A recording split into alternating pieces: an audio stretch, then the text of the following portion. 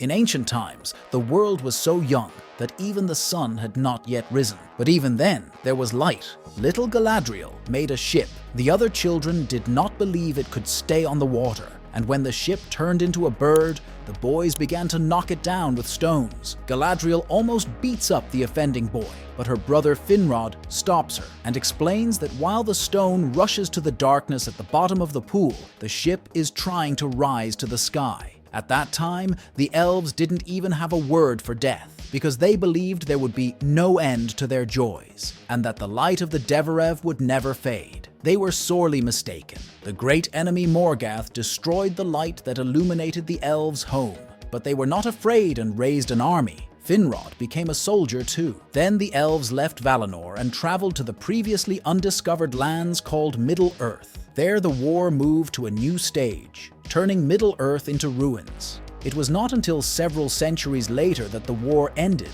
but a multitude of elves did not wait for its end. And though Morgoth was destroyed, the remnants of the Orcs were scattered throughout Middle-earth, and their numbers grew steadily, led by Morgoth's right-hand man, named Sauron. Finrod swore to kill Sauron, but Sauron did it first, and left his mark on Finrod's body.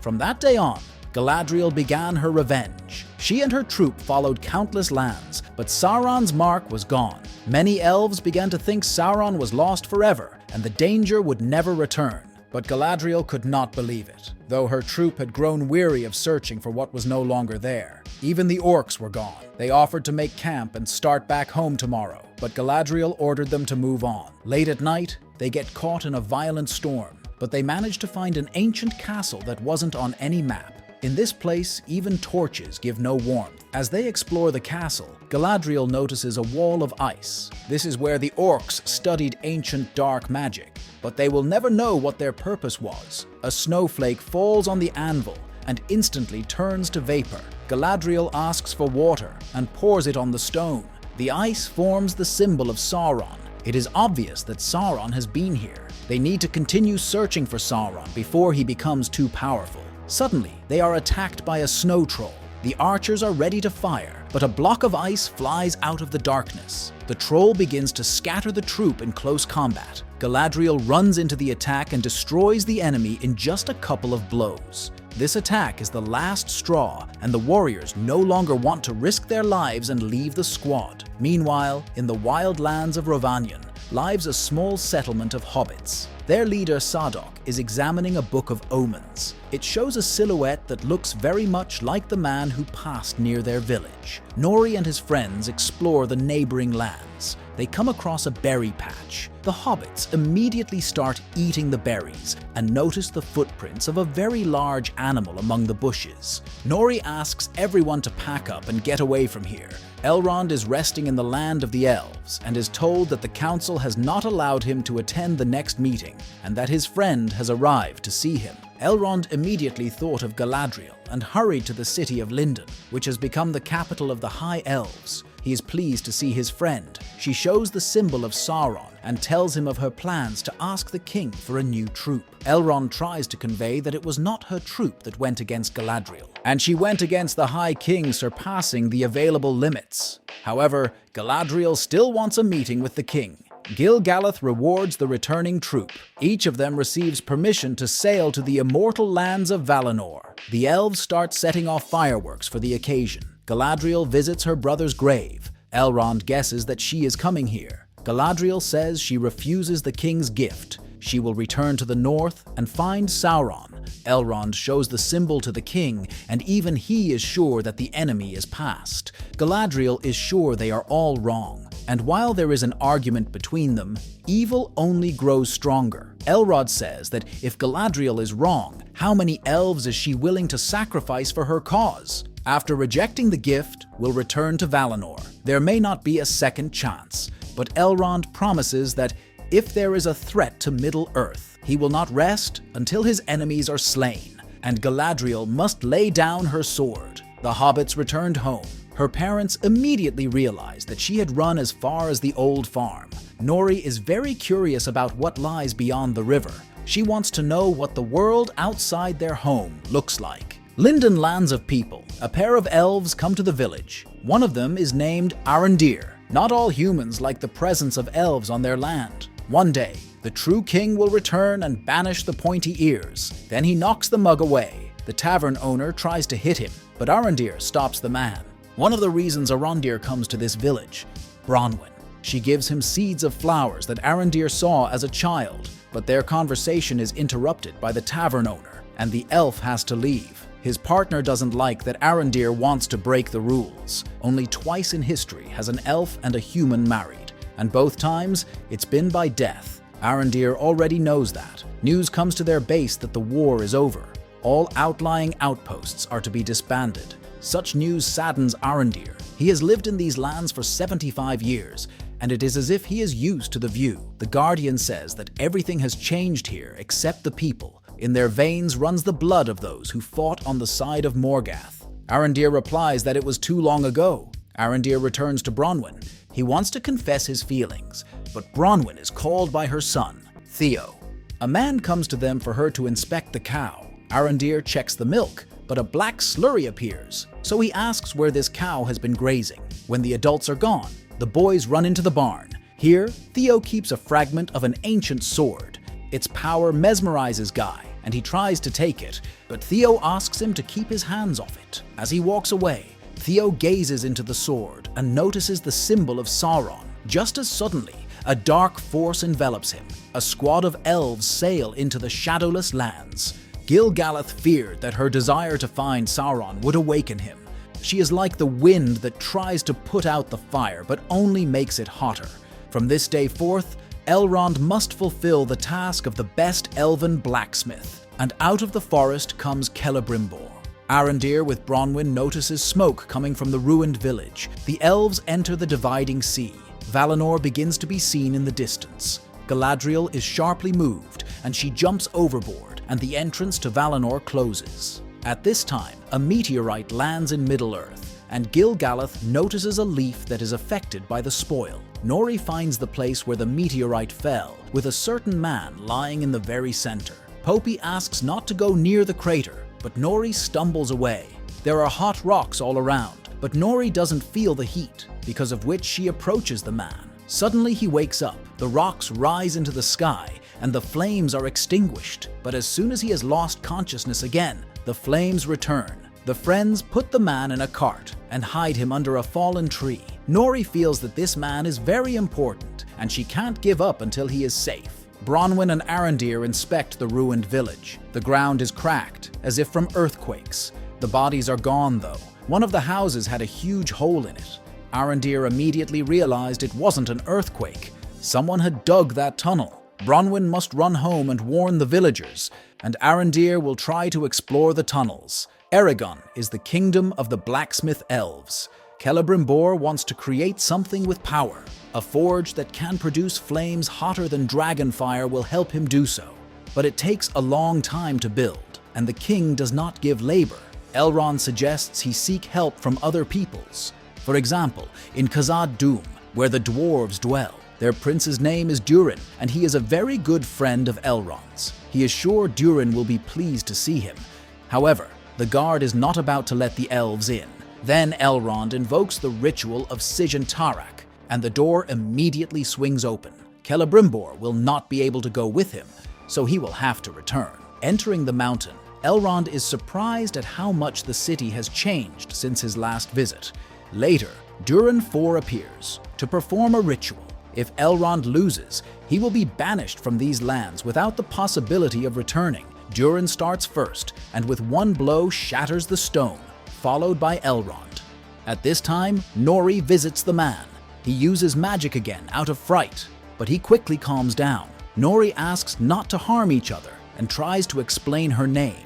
But here the man doesn't know what his name is. He takes a stick and tries to draw something, but accidentally breaks Nori's father's leg. Poppy runs to Nori to tell him the bad news. The main problem is that soon the hobbits must move to a new area, and Largo is now almost unable to walk. Galadriel stumbles upon a floating island with people who survived the crash.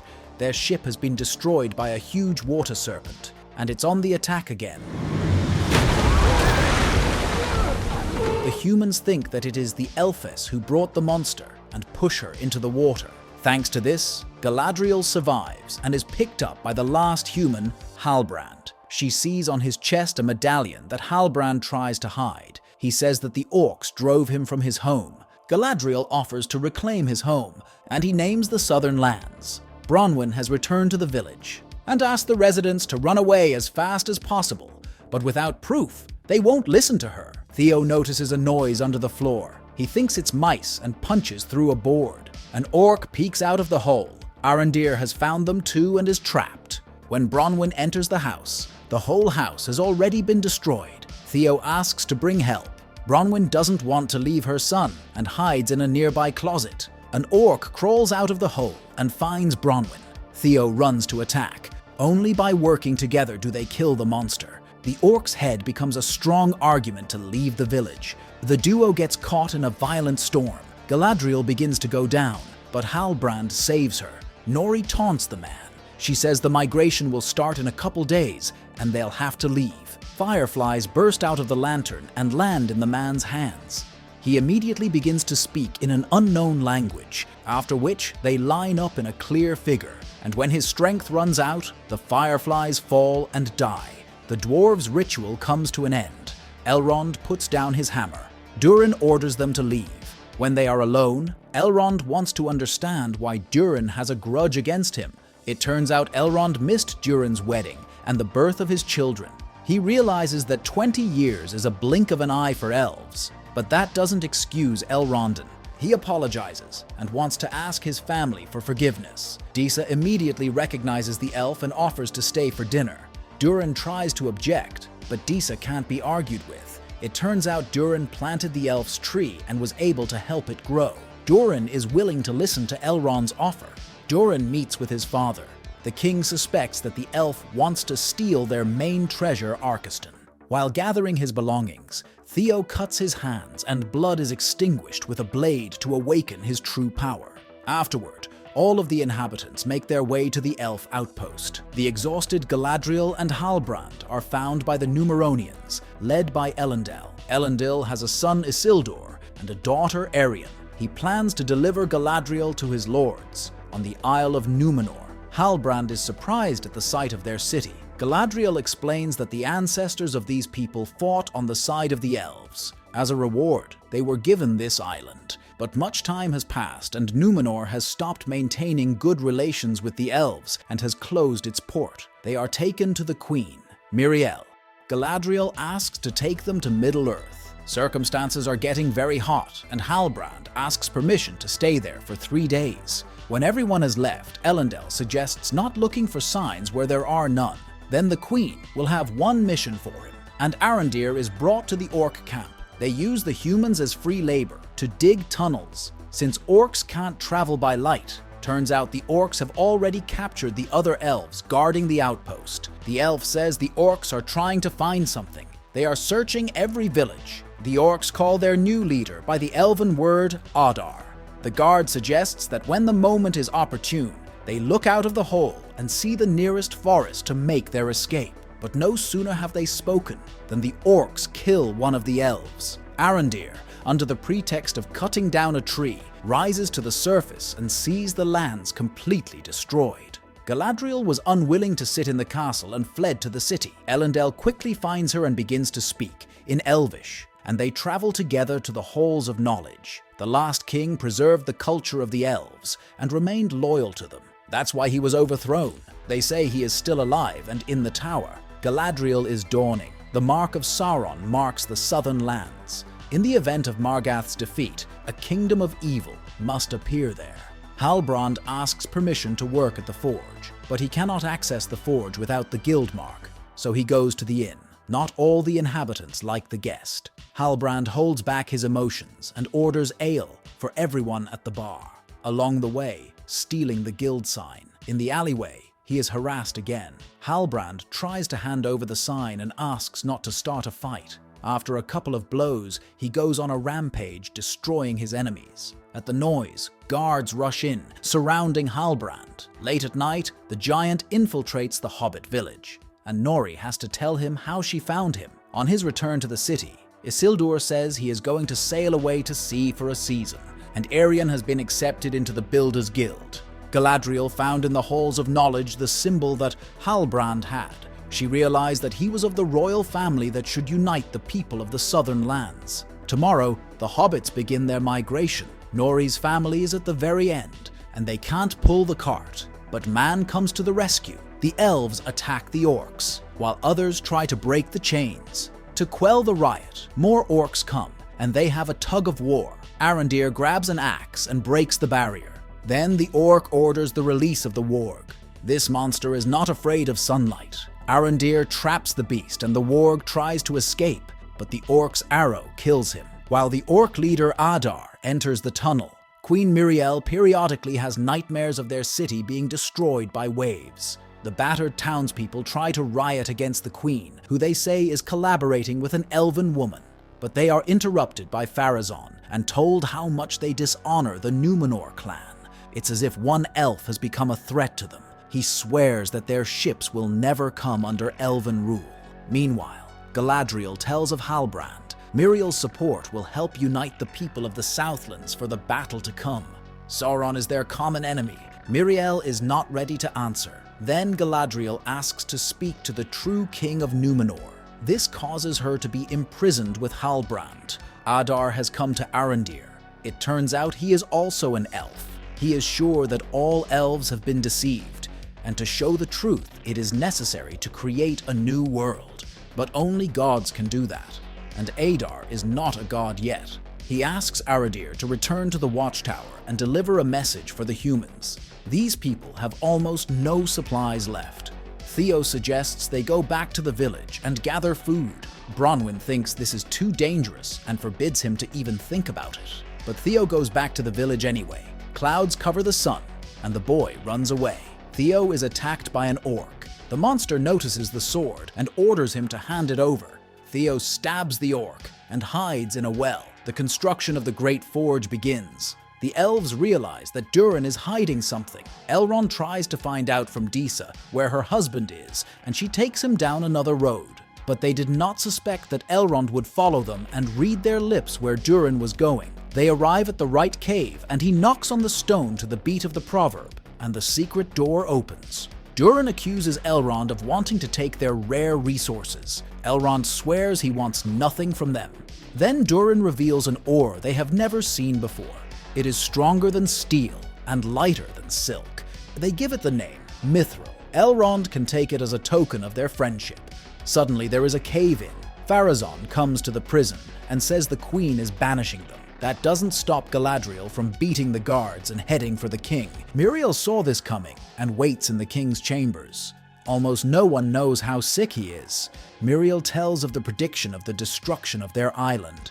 Galadriel says that not everything that Palantirius shows must come true, but Miriel replies that everything is already beginning to come true.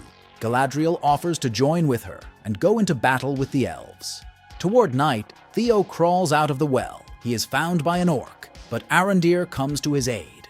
Throughout the forest, they ran away from the orcs, and only a field illuminated by the sun stopped the monsters. Because of the cave-in, the entire Mithril Lodge will be closed. Tomorrow, Durin is going to ride to Lindon with Elrond. Arondir brings a message from Adar. He wants their people to swear fealty and be allowed to live here, or they will all be killed. Theo is approached by the man who owns the barn. That blade belongs to him and shows the mark of Sauron. It is given to all who take it, and soon Sauron will return. Galadriel is banished from the island, causing the tree to lose its petals, taking the prophecy to the next stage. Miriel changes her mind and announces the gathering of troops for the coming war. This concludes the first part of the story. If you want a sequel, write us about it in the comments. See you very soon. Bye.